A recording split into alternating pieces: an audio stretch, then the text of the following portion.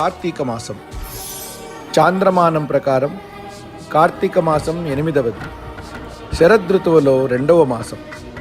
ఈ మాసంలోని పౌర్ణమి నాడు చంద్రుడు కృత్తికా నక్షత్ర సమీపంలో సంచరిస్తూ ఉండడం వల్ల ఈ మాసానికి కార్తీక మాసం అని పేరు వచ్చినది. మన పురాణాలలో కూడా ఈ కార్తీక మాసం గురించి చాలా విశేషంగా చెప్పబడి ఉంది. ఈ మాసంలో శివారాధనకు ఎక్కువ ప్రాధాన్యత ఉంటుంది.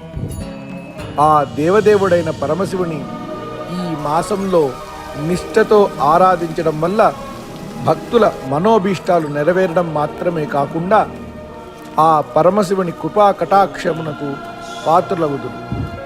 అంతటి విశేషమైన కార్తీక మాసంలో ఆ పరమశివుని అభిషేకించి ఒక శివాలయంలో దీపం వెలిగించినా కూడా అనంత ఫలితం.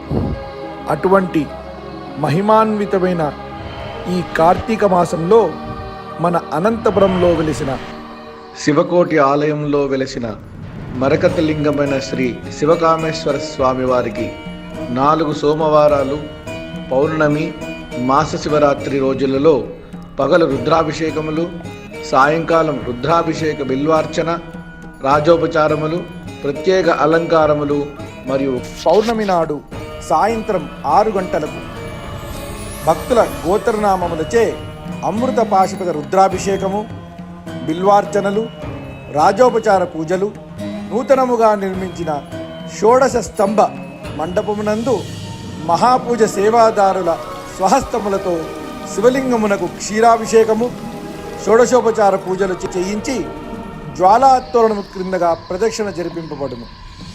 కావున భక్తులందరూ కూడా ఈ యొక్క సదవకాశాన్ని ఉపయోగించుకొని స్వామివారి కృపకు పాత్రలు కాగలరు.